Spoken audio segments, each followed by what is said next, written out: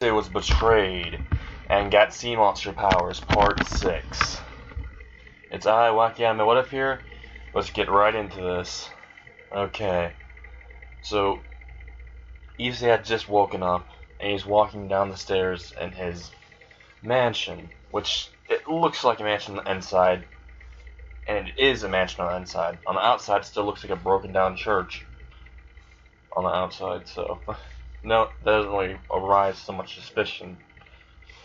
So yeah, while he's walking down the steps, he sees Cocaville and Loki on the couch. They've just finished training the recruits, and Issei asked both of them, "So, would you two like to, turn into something much different? I can turn you into something far more powerful than you currently are."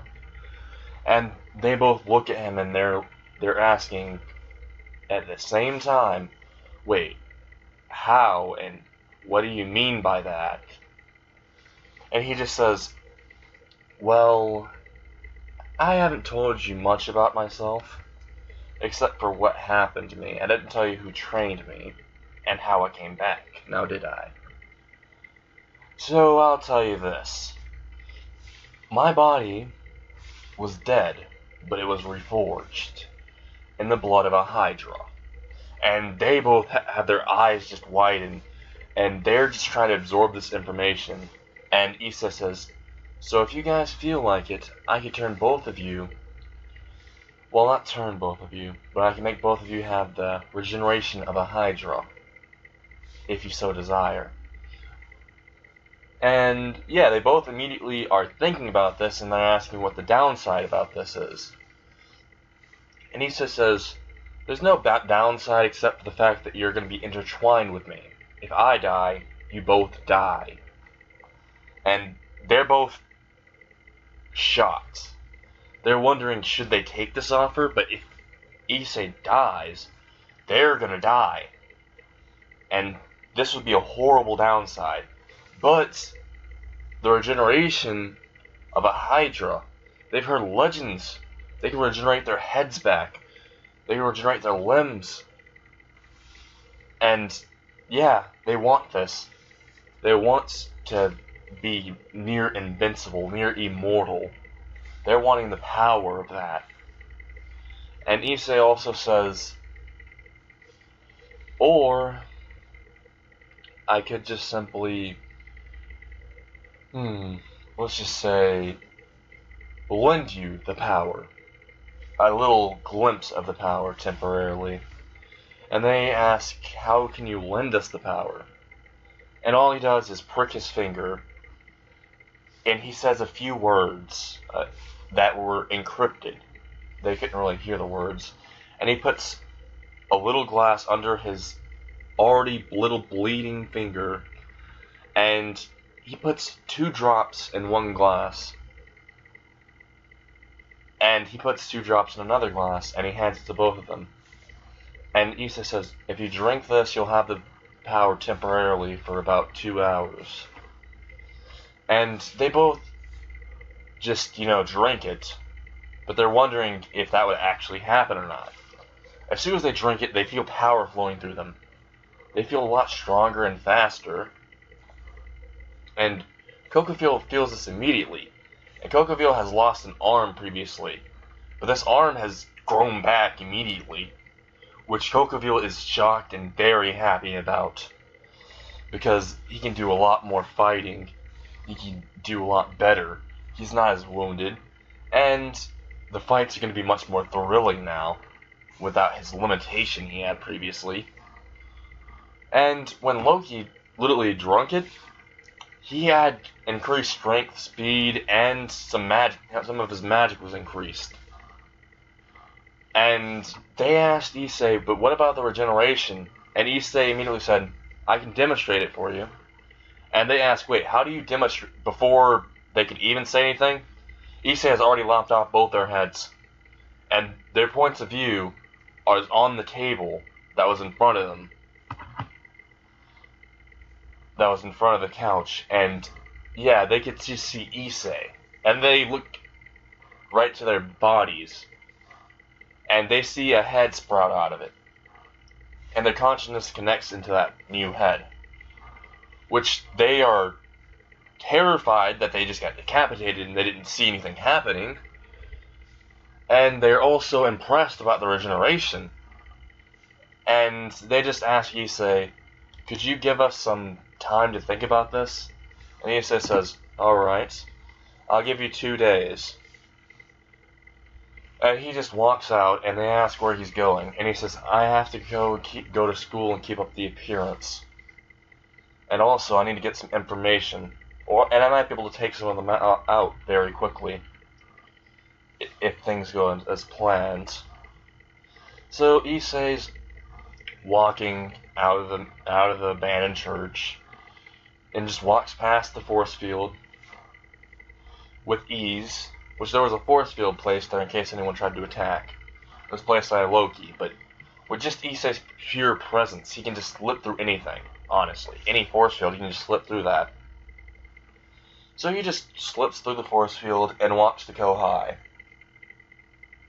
And once he's, about to walk all the way there, he walks towards the fountain one last time before walking there, and he just thinks, this is where I died, and this is where I was reborn at. Quite fitting.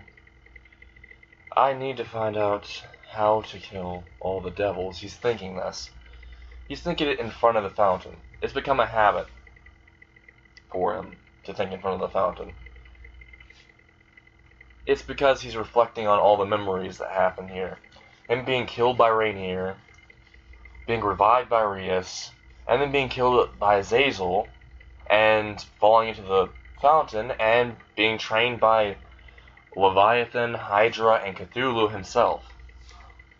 And he is just thinking there.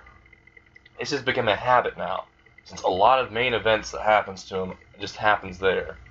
But he also doesn't like staying there for too long because he has a feeling he might die. So he just walks away, but he has a brilliant plan in his mind now. And while he's walking to Kohai, he walks onto the property, and he's hugged. And, well, he doesn't really see anyone until he looks down and he sees Konako hugging him from behind, and he just, in his head, is disgusted with her still, but has kind of learned, while reflecting yesterday, that, well, she most likely didn't have a choice. He's currently contemplating whether to give her an option to join him or perish. There's no in-between with him. There's no in-between. He still has his resolve. And he's starting to see Konako in a better light.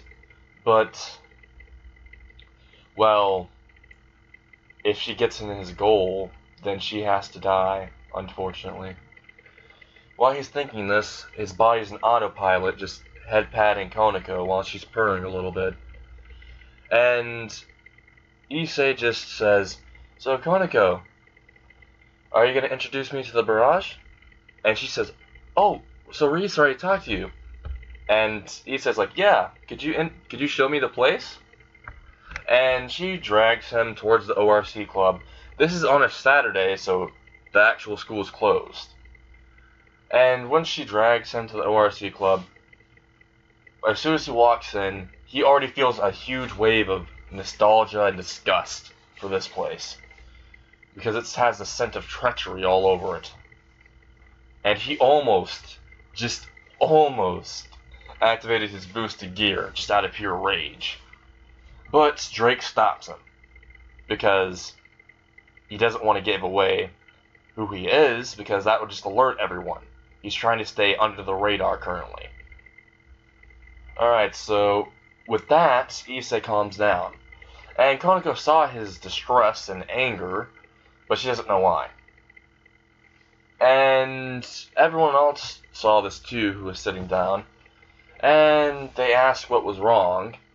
And Issei just says, I was just having a very bad migraine.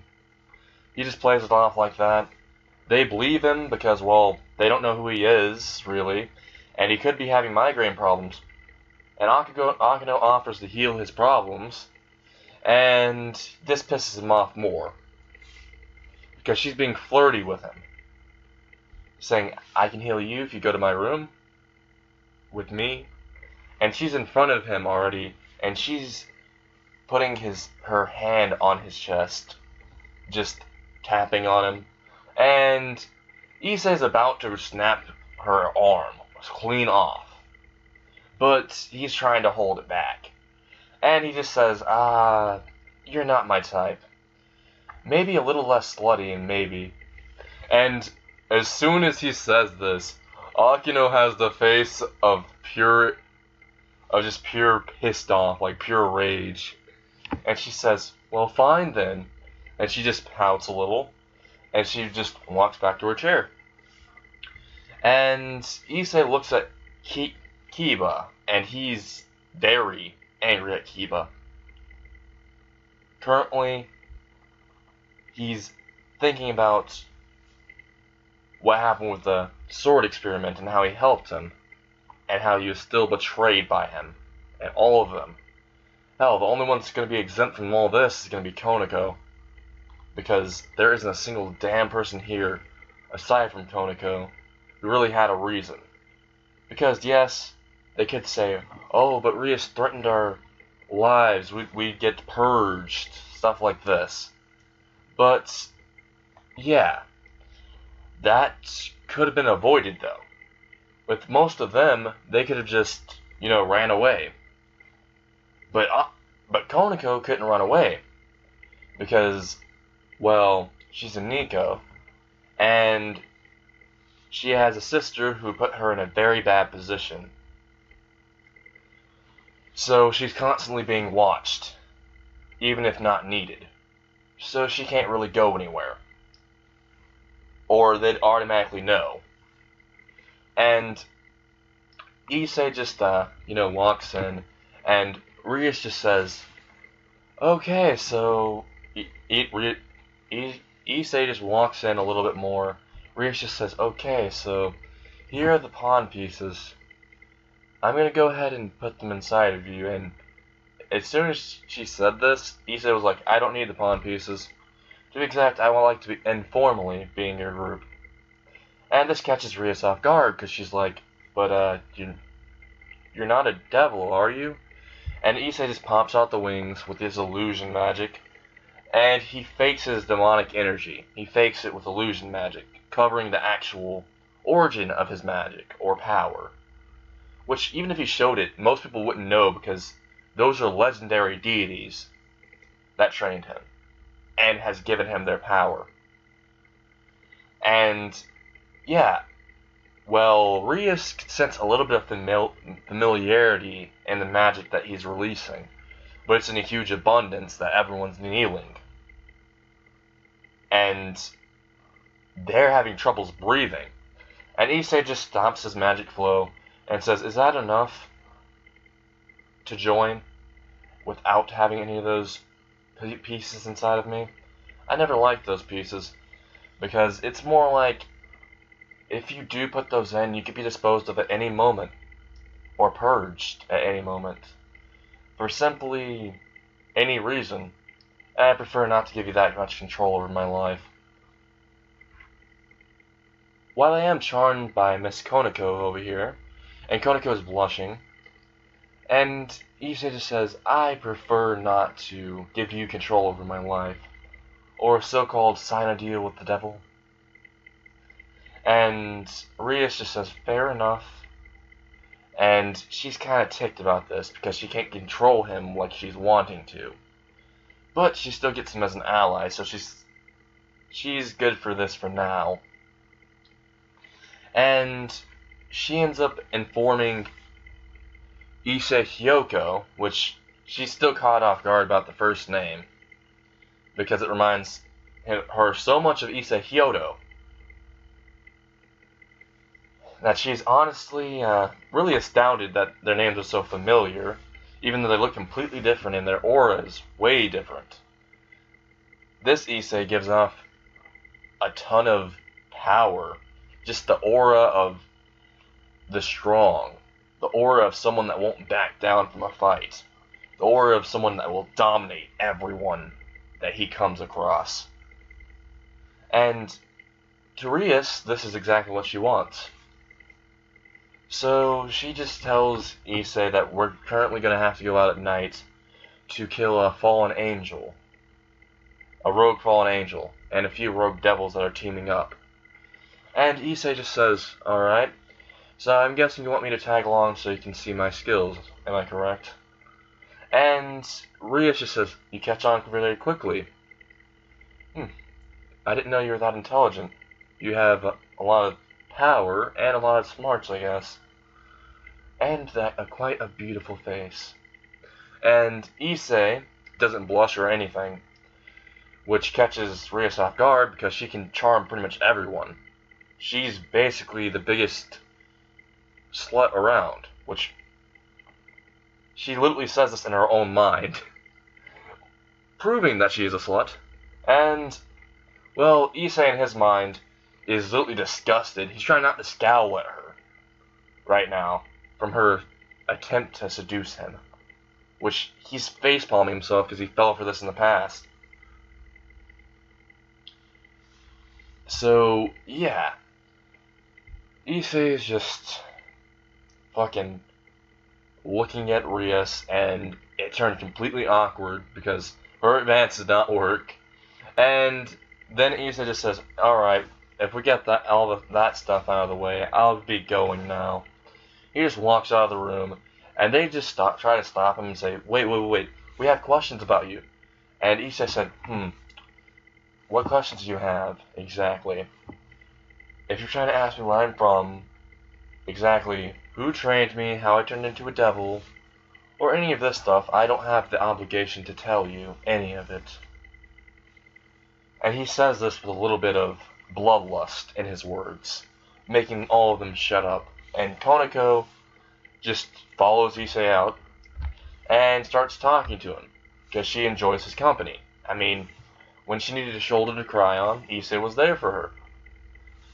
So when Issei's about to go home after talking to Koneko and them, Koneko follows him and says, you know, you actually remind me a lot of Issei Hyodo. The fact that you're so charming and kind. And yeah, just so you know, Issei is currently contemplating whether to tell her that he's alive and ask her to join him. So he just decides, you know what, screw it. Consequences to be damned. If she doesn't, then I guess I'll just have to kill her. So he just says, oh yeah, one thing, Koneko, could you follow me? She takes Koneko all the way to the abandoned church, which, when she sees that, she just starts having flashbacks about where they stormed in to save Azia, where Issei, Koneko, and Kiba and the rest of them stormed in to save Azia. And she's looking at him saying, wait, is this where you live? And he's like, yeah, but follow me. Come on inside. He grabs her by the arm and brings her inside, opens the door, and she's greeted with two people she did not think she would ever see in this lifetime again. Cocoville and Loki. Which once they see Koneko, they ask, so I see you're beginning the butcher already, Issei. Hyodo. And once they hear the last name, once Koneko hears this, she starts to piece everything together. And she looks at Issei and says, wait, so you're actually Issei Hyodo? What happened to you? Why do you look like this? Why is your hair black? And why are you so strong? And what exactly happened? I heard they killed you. How are you still here? She's bombarding him with questions, and he just silences her by flicking her on the forehead very hard. And it feels like her skull's about to crack open. And she just holds her head and says, ah, did you have to do that? And Issei says, well, you didn't save me. You didn't help me. You didn't warn me or any of that. In hindsight, I should just dispose of you.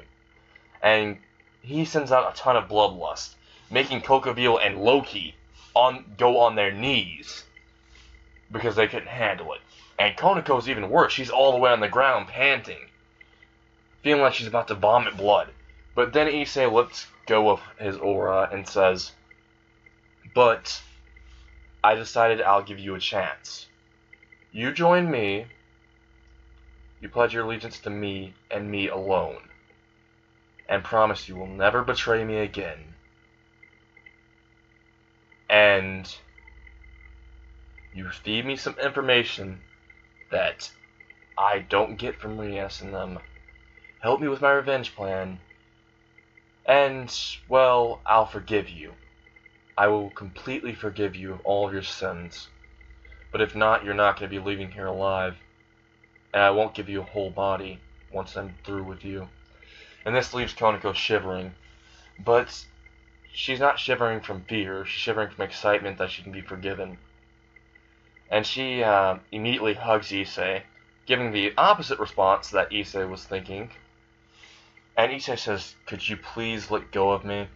It's unsightly seeing you do this and show such affection when you didn't do a damn thing when I needed your help." And he just shoves her away. And she falls to the ground. And Issei just looks at her with cold eyes and says, "Just decide before I change my mind." And Konako says, I'll join you. But how do I survive without my pieces exactly? Because if I have my pieces in, then she can just kill me at any moment. She could literally get some other high-ranking devils to hold me to the ground and rip them out, which is very easy to do. And, well, Issei just said, I have a way, but it's going to hurt like hell. And I'm going to enjoy every moment of it. And Konako is shivering because Issei is giving the most sinister smile, which is bone-chilling, even to Loki and Kokofeel. And they are literally about to piss themselves from that smile. It looks scary as all hell. And yeah, Konako just says she'll accept it. So Issei picks her up,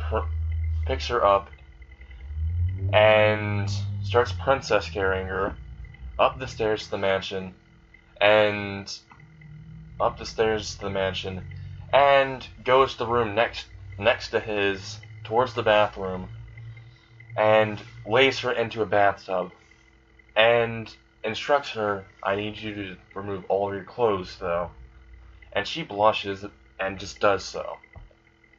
And Issei doesn't give a single blush or anything. He just feels like he's gonna vomit from seeing Konako. Because he still has this deep hatred for her. Just a little tiny bit of care for her still. Even though he was backstabbed by everyone he cared about, and his world was flipped around. At least she had showed some remorse, unlike everyone else.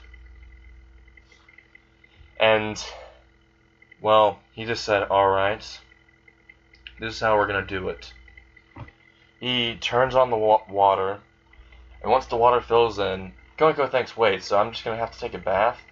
And Issei says, "Well, you're gonna have to bathe in water and some of my blood. My blood will mix into the water, and it'll combine, making it to where it'll technically make an artificial version of my blood. This one little drop will make more in water." So he gets the needle out, and he pricks his finger, and he lets a little drop flow into the bath that's already completely filled, and once it drops in, the entire water turns completely blood red, and Konako feels her bones starting to melt, starting to break down, and Issei just says, "Alright, the process will be for about 24 hours or so. So I suggest you get comfy and don't try to leave before, the process is complete, or you may die. And if you don't die, I'll kill you myself, because it just proves that your will and your actual dream that obtain something unachievable, such as my forgiveness, is just an illusion, a lie. Just another broken plastic promise. And he says this with such hatred in his words. And Konako's screaming because of the pain, but she's gritting her teeth now. And she has the will to keep on going through this pain. And she screams out, "I'll make sure that I go through this if it will make you happy. If it will mean I can get your forgiveness for everything that happened. If it means I can be there by your side and help you through thick and thin." And Issei has a slight smile on his face, a really heartwarming smile, which Konako feels her heart throb. But then Issei notices he has a smile on his face, and he just says, I'll leave you here."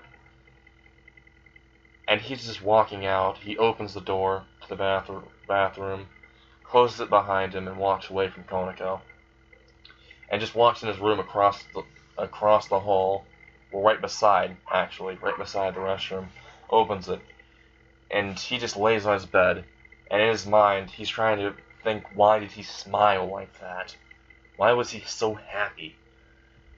It's someone that betrayed him, someone that is an enemy to him. Why is he even giving her a second chance? There are no second chances for others. They're irredeemable in his eyes, is what he thought. But he couldn't help it. That day when she literally felt remorse for Issei and confessed everything, he thought back to that and he said, "It's because I'm a fucking idiot." She just said all the things I was hoping that they'd even have some remorse for me. At least she did. Guess that's the reason why I'm giving her a second chance. If she messes up, I can just end her easily. So, I guess it isn't that bad. But I hope she doesn't expose my plans. He's currently thinking of a way to silence her so she doesn't. But then he remembers that her life is now bound to his. He smirks about this and just says, "Wait, second thought, I don't really need any type of, guarantee, because I already have the guarantee." And he's thinking this and drifts off to sleep. And he's also very cheerful when he's going to sleep, because right in the bathroom next to his room, you could hear the agony and screams and gargling of blood and the breaking and snapping and reforging of Konako's bones. The entire night, you could just hear the cracks, the screams of pain, the begging for it to all stop. They can hear the sound of the flesh melting off and reforging. You could hear that all night, which made Issei have a peaceful dream when he was going to sleep, because he still held resentment for her. Just a little soft spot, though. And Loki and Kokaville, who were right across from Issei's room, by the way, they shared a room, and they could hear this, and they were fucking scared. They're literally both on the bed, in fetal position, holding each other, and they're like, "Is this gonna happen to us? Oh no, no." They're like so scared, because they've never heard any type of torture or anything like that. And they are literally about to piss themselves from just hearing it. Because they can hear the bones snapping, the bones twisting, turning, the skin just melting off, reforging, reforming, and can hear the screams, the gargles of pain. And yeah, they're terrified. And this happened the entire day. The next day, all that Issei did was get up, open the door to his room, and go right beside to the restroom. He opened the restroom door and looked, and Konako has just awoken once she heard the door open.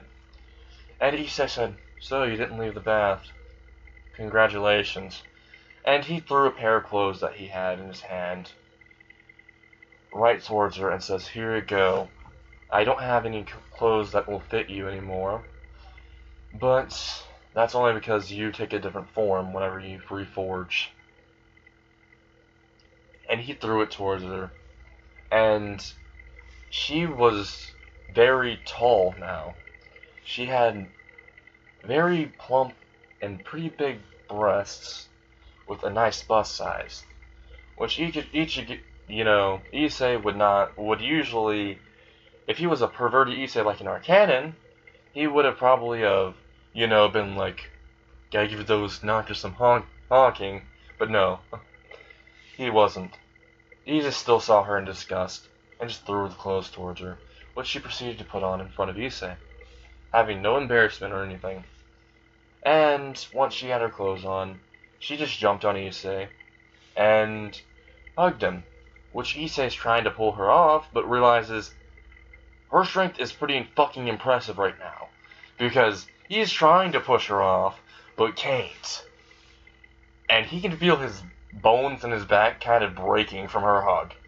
And he's literally saying, if you don't remove your filthy hands off of me, I will bash your fucking head off. And just has that with such malice and hatred. Didn't have to put any bloodlust. And she immediately just, like, put her hands off of him. And, yeah, she just, like, put her head down and said sorry about that, because she realized how much strength she was doing. And then Issei unconsciously started head patting her. And he immediately after he did that, he pulled his hand away, walked out, and said, alright, come on, follow me. We gotta still go to school. Also, you can explain your new form by saying it was the power that you unlocked. Because since there's only 2 Nikos, they don't know that much about your abilities, really. Or not to the good extent of them. Considering you might have showed Rias them, but you could just say that you evolved them overnight or something. And she just says, but what do I tell them about, like, where I was? Exactly why I'm walking to school with you. And look, Issei just said, how about this? You say me and you were just sparring, and you unlocked a new power. As unlikely as this would sound, it happens a lot. Didn't it happen with me when the Balance Breaker just evolved during the raiding game? Which, yeah. She's like, that did happen. Alright, so we're gonna go ahead and go? Which Issei just said, sure. And this is where I'm gonna stop right here. I hope you guys enjoyed part 5 of What If Issei Was Betrayed and Got Sea Monster Powers. I will be redoing this later, most likely. I don't know yet. Alright, so go.